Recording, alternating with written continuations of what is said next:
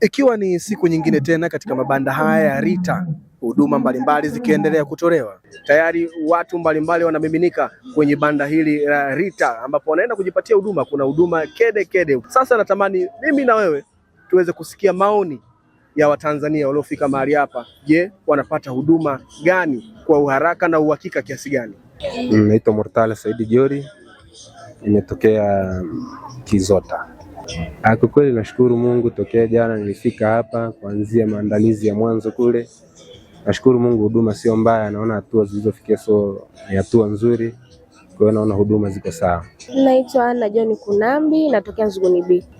Huduma ni nzuri, waelewa pia, hata ukihitaji kitu kwa undani zaidi wanakuelezea, wanakuambia tu kila kitu ambacho unatakiwa kuja nacho hivyo.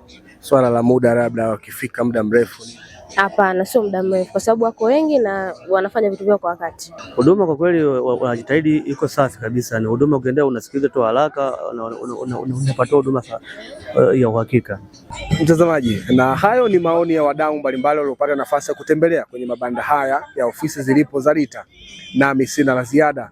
Wao wametoa maoni yao namna gani wanavyopata huduma kwa urahisi na uharaka kutoka hapa kwenye mabanda ya Rita 88.